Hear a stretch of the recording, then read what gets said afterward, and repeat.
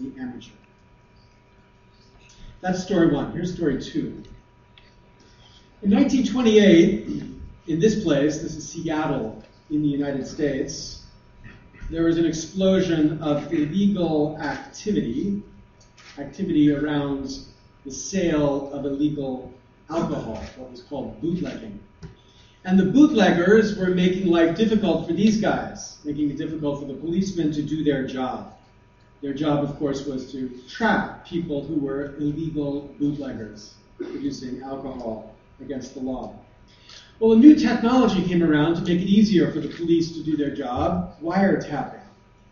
And using this technology, the police tried to fight back against the bootleggers. And this man, Roy Olmsted, was the target of an attack by the federal government, which was executed through the use of a wiretap. He and 11 other people were indicted in a case that went to the Supreme Court called Olmsted versus the United States.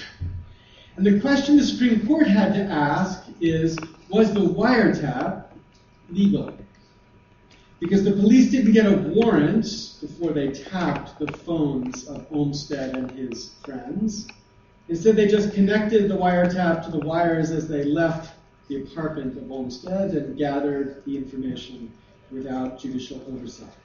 Well, the Supreme Court looked to the Constitution of the United States, the Fourth Amendment of the United States Constitution. This is the Fourth Amendment. Actually, it looks more like that. This amendment protects against, quote, unreasonable searches and seizures. And the Supreme Court, through Chief Justice Taft, said that the intent of that protection was to protect against trespassing. But wiretapping didn't happen here with a trespass. They didn't enter into the home. They just connected a wire to the wire as it left the house. So there was no trespass and therefore no violation of the Fourth Amendment.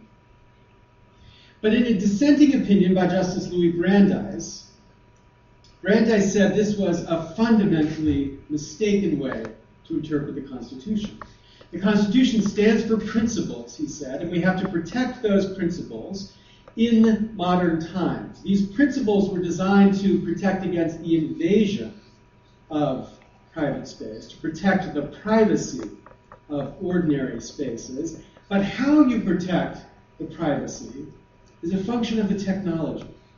In citing an earlier opinion, he said, time, works, changes in the way that we protect given the changing of technology. And what that means is we have to translate the protection of one age, translate old protections into a new context. Right, that's the second story. Here's the third. By about 1933, the battle which Olmsted found himself in the middle of, a battle that was begun in 1919 when the United States voted itself dry, meaning when it voted to say alcohol was illegal, that decision in 1919 launched a war in the United States, a moral war and an economic war against alcohol. This war was framed as a war against a certain kind of dependence, a dependence that the society feared too many Americans had, a dependence on alcohol, and it was waged, this war, as all wars are, without limit. But increasingly, the country was recognizing the costs of that war, costs they hadn't expected when they first launched on this project, costs like a rise in organized crime, which was facilitated by this prohibition on alcohol, and a fall in civil rights as police were more and more vigorous in their efforts to stamp out this illegal activity. And increasingly, the country began to realize that the benefits from this war were being outweighed by the costs. The costs were more than the benefits. And they realized that they could get the benefit of the war, at least much of the benefit, without the costs, at least without much of the costs. So by 1933, this realization turned into a resolution by ending prohibition. Prohibition was declared over. Peace was declared in the form of an amendment to the Constitution which repealed the earlier amendment which had banned the consumption of alcohol. Now, this repeal, though, was not a repeal on a commitment to fight this dependency on alcohol. It was a repeal of war as the method to fight this dependence on alcohol. It was a repeal of a certain method, this method of prohibition against the evil of dependence. It wasn't a repeal of the commitment to try to fight dependence. Okay, that's the third story. Those are the stories. Here are the arguments. I want you to see the links between these stories and what's going on right now with the war around copyright. As with the war of prohibition, right now we're in the middle of a war.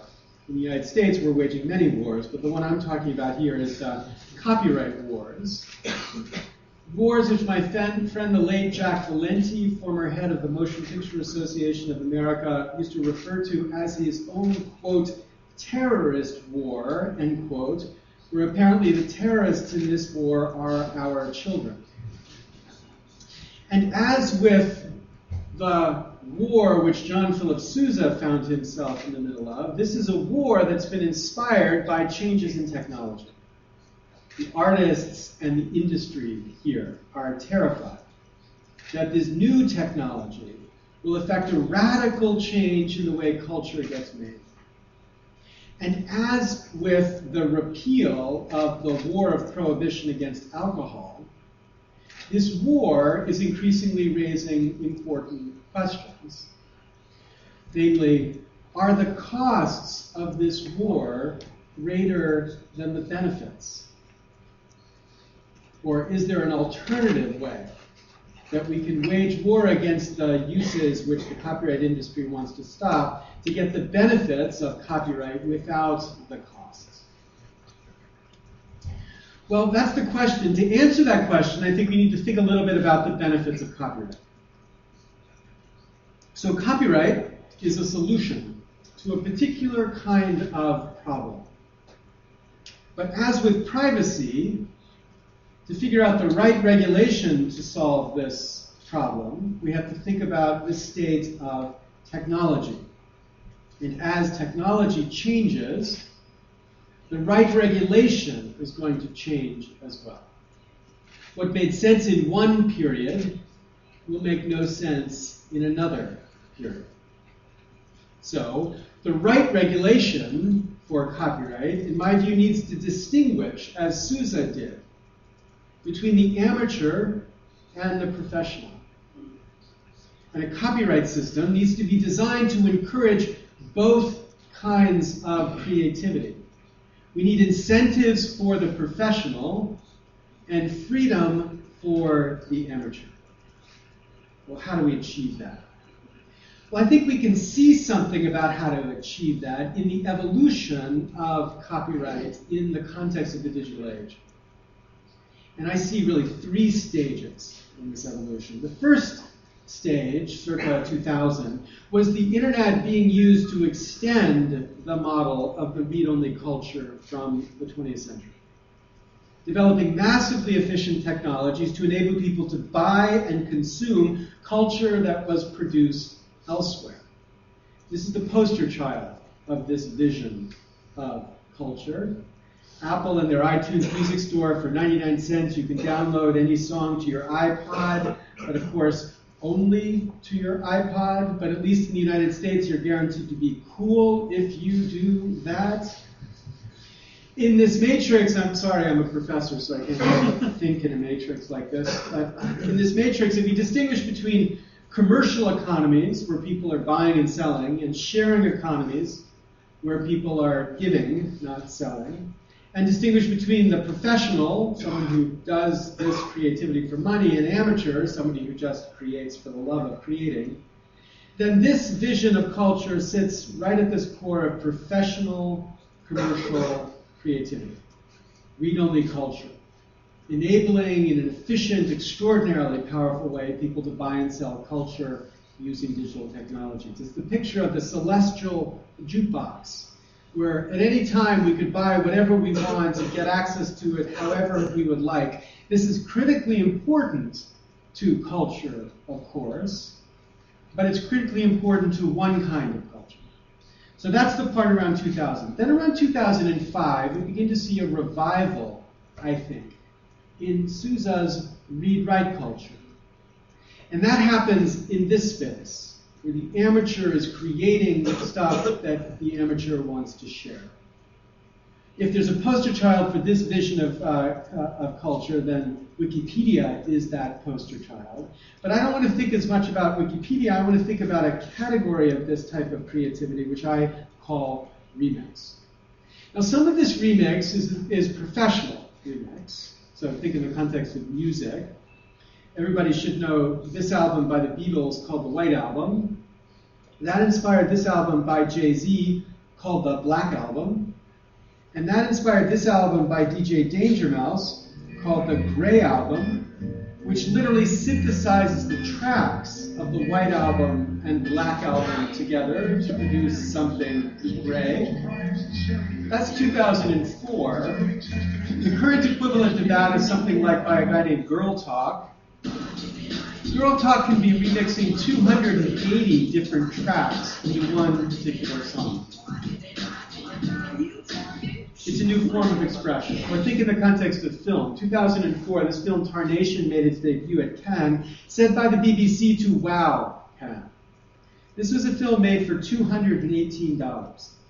Kid took video he had shot through his whole life, and using an iMac given to him by a friend, he was able to remix it in a way that was of sufficient quality to wow Cannes and win the 2004 Los Angeles International Film Festival Award.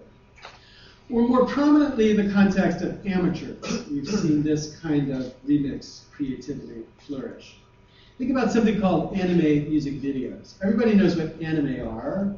Anime are these extraordinary Japanese cartoons, increasingly sweeping the culture, especially in America. There's an extraordinary subtitling movement for anime, which are people who voluntarily take anime and subtitle them to move them into new jurisdictions. That's similar to something that's actually happening here in the Basque region, where people are taking cartoons and subtitling them for free for volunteer reasons to enable culture to move more easily into the Basque language. This is a site given to me by a man named Fernandez who collects these activities and enables this kind of creativity to spread because of the volunteer effort of people trying to keep the language alive.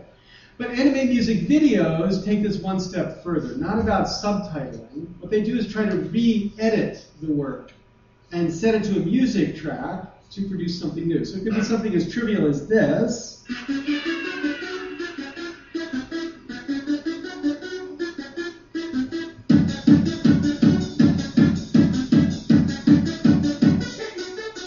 Or something more interesting like this.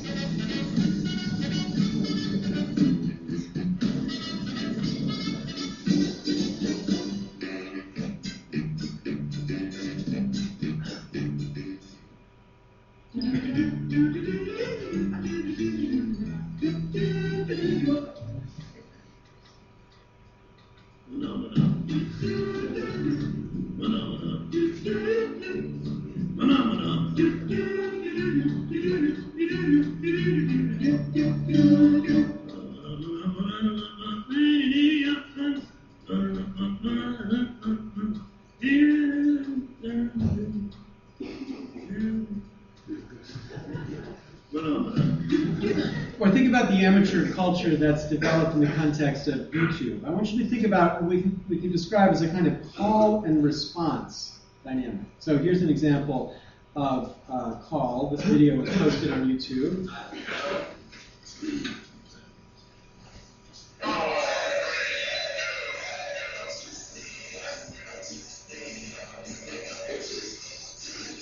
So at the time I looked at this, there were about 1.7 million views of this particular video.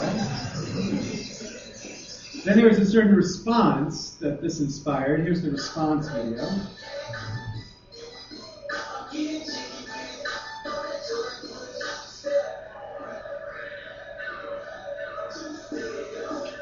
course, this got about 3.2 million. Or here's another example. This video was posted. Soulja Boy, tough. Hey, I got this new dance for y'all called Soulja Boy. Just gotta punch, then crank back 3 times from left to right. Soulja Boy, That invited this response. Soulja Boy, tough. Hey, I got this new dance for y'all called Soulja Boy.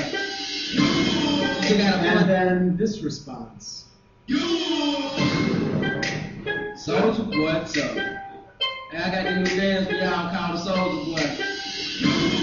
You gotta punch, then crank back. Well, the point is to recognize these are really conversations now that are happening in this space, where one person creates something, somebody creates something in response. It's the modern equivalent of Sousa's young people together singing the songs of the day or the old songs, but they sing them not at their corner, they sing them in this platform which accesses content around the world. Or I think perhaps most importantly in the context of politics. This was an extraordinarily important video in the recent presidential campaign in the United States. It expresses a natural way to speak now, this mixture between music and words, remixed. How many people saw this? Yes, we can.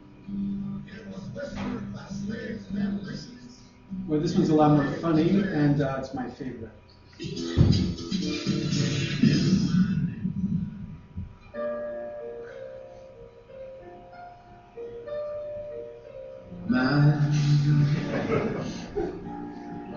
There's only you in my life, the only who makes me cry.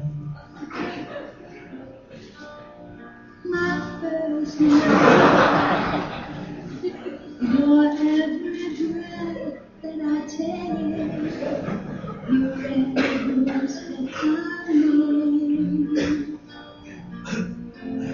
And I want to share all my love with you. No one else will do. And your eyes, they tell me hard you can. Oh, we found it. Take dictation. Okay, so that's what I mean by remix. And what's important about this remix has nothing to do with the technique that you see. Because, of course, the techniques that are displayed in these examples are techniques that were available to anybody who made film or professional video from the beginning of those forms of expression.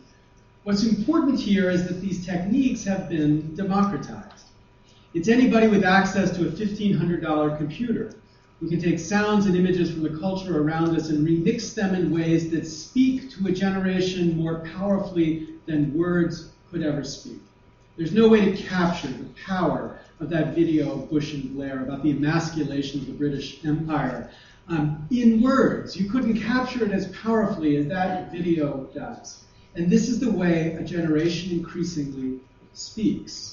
And the technology enables that speech to spread around the world freely. So that's step 2. Step 3 is ultimately, I think, going to be the most important to the way this space changes. What we can think of as a kind of collaborative read-write culture, or what I would call the hybrid. So if this was the read-only culture, the mixture between professional culture created commercially, and this is the read-write culture, amateur culture, prepared in a sharing environment, the hybrid is going to exist in these spaces. And we don't really have a clear poster child yet for the hybrid, but the idea of the hybrid is commercial entities that are leveraging sharing economies to produce more value for the commercial entity. So for example, think about Flickr. The site originally created to facilitate the sharing of photographs, but when bought by Yahoo, they were bought for the purpose of leveraging value out of that sharing community activity. We're thinking about Second Life. Second Life, when it was born, looked very much like this picture, just empty fields and oceans. But people come into this virtual world and they spend an enormous amount of time building things there, building houses, building cities, building objects, building cars, building planes, all of which make the space more valuable to Second Life.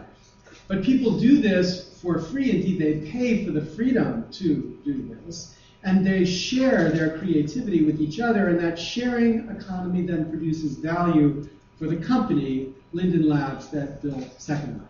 Or think about YouTube. All of the great value inside of YouTube comes from a community of people who are identifying content that ought to be viewed or making content for others to view. All of that freely done by those people, which then YouTube and Google leverage value out of. In all of these cases, you have businesses that are encouraging the community for the purpose of profiting from the community. That's this hybrid. Now, the story so far, then, is a happy story about this potential in this technology, but of course there's a sad part to this story as well, what we can think of as the complications that have been manifest as this new technology has spread. One kind of complication is legal complications. And these legal complications come from the relationship between copyright and read-only culture versus copyright and read-write culture. And the complication here is that while copyright supports read-only culture, supports the business model of read-only culture, copyright increasingly conflicts with read-write culture. It conflicts with the practice of read-write culture. And the reason for this conflict is a simple technical reason about the intersection between digital technologies and the architecture of copyright law. If copyright law at its core regulates something called, quote, copies, in the context of digital technology, every single use produces a copy. So every single use of any creative work on the platform of digital technology triggers copyright and thus is presumptively regulated by copyright. Now, the thing to recognize is that this is a radical change over the tradition of copyright in our past. I think about a book in physical space. If these are all the uses of a book in physical space, an important set of these uses are just technically unregulated by the law. So when you read a book, that's not a fair use of the book, it's a free use of the book, because to read a book is not to produce a copy. If you give someone a book, it's not a fair use of the book, it's a free use of the book, because to give someone a book is not to produce a copy. If you sell a book, it's explicitly exempted from the regulation of copyright law in many jurisdictions around the world, because to sell a book is not to produce a copy. If you sleep on a book, it's a totally unregulated act, uncontrolled by the law of copyright, because to sleep on a book is not to produce a copy. These free uses are then balanced with a set of regulated uses, properly regulated uses. So if you want to publish the book, you need permission from the copyright owner, because to publish a book is to invade what is thought to be an essential monopoly to create the incentives the author needs to create great new works. And then in the American tradition, there's a thin sliver of exceptions here called fair uses. Uses which otherwise would have been regulated by the law because there's a copy, but which the law says ought to remain free because the freedom to build upon creative work is essential to that creativity. So there's a balance. Free uses, regulated uses, and fair uses. Enter the internet, where every single use produces a copy. That means that this balance transforms merely because the platform through which we get access to our culture has changed. Every use presumptively triggers copyright law, and that presumptive regulation means the scope of copyright's ability to claim ownership over how stuff has been used has radically changed. The platform changes and the law changes. So that means read-only culture is better protected legally. Business models regulating copies are better protected because everything produces a copy, while read-write culture is presumptively illegal. So DJ Danger Mouse knew that the Beatles would never give permission to remix his work. This kid found he could wow Kant for $218, but then it would cost over $400,000 to clear the rights to the music in the background of the video that he had shot. AMVs are increasingly getting notice and takedowns from lawyers who don't want them to be remixing the underlying music, even though it's to celebrate the value of the underlying music. And this still is my favorite example. I don't care what you think about Tony Blair. I don't care what you think about George Bush. I don't care what you think about the war. The one thing you can't say about that video is what the lawyers said when they were asked for permission to synchronize those images with that music. They said, no, you cannot have our permission because, quote, it's not funny, end quote. So the point here is to recognize really two things. Number one, no one, in this place at least, ever thought about this fact. There was no ATM-RICA Act, the Act to Massively Regulate Every Creative Act. That was never passed in the United States Congress, the Act to Regulate Every Professional and Every Amateur Act. This is the unintended consequence of an architecture of two systems of regulation, digital and legal. Unintended outcome of the way these two systems interact. Number two, we also need to recognize that there is a wide range of creative work. So there's creative work like this, and creative work like this, and creative work like this, and creative work like this. And in this range of creative work, that means there's some which is professional and some which is amateur. And the professional is traditionally copyright dependent, but the amateur is increasingly not copyright dependent.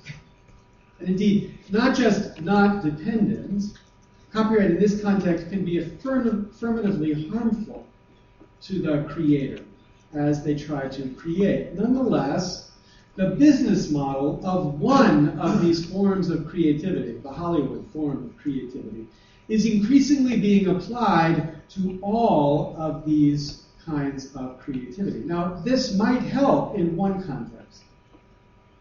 This model, applied more effectively, might help in this professional context. But it would hurt, indeed really, really hurt, in the context of a much wider range of extraordinarily important creativity. Creativity which depends upon the ability of people to build and share without the extraordinary expense of the law standing in the way. So this I want to identify is problem number one. The law is out of sync with the technology. And just as with the Fourth Amendment and privacy, just as that needed to be updated to take account of new technology like wiretapping, so too copyright needs to be updated to the new technology of the internet. All right, those are the legal complications. Now think about the business complications. These are complications created by business attitudes about this new form of creative expression. So I described what I called the hybrids before, but actually we're seeing three kinds of hybrids out there, and they're importantly different. One kind of hybrid, a little bit unfairly, I call it Darth Vader kind of hybrid. The Darth Vader hybrid, you could also call the David Bowie hybrid. These are hybrids where the creator invites people to recreate or to remix the creativity, but the license for that remix creativity assigns all of the rights back to the man. So, for example, George Lucas set up this Star Wars mashup site where they invited kids to come and remix Star Wars videos. So you could upload your own music and remix that with the Star Wars video, upload your own pictures, whatever. It was an idea to try to take a 30-year-old franchise and make it relevant to a new generation. But read the terms of service for this mashup site. All of the mashups are owned by George Lucas. Indeed, even the music or other stuff you might upload to the site, George Lucas has a perpetual, worldwide, free right to exploit that stuff commercially without giving the author any compensation at all. So this is a world where creators here don't have any rights. Instead, this is a world where the creators are much more like sharecroppers, people who create but own nothing of their creativity. So that's one kind of hybrid.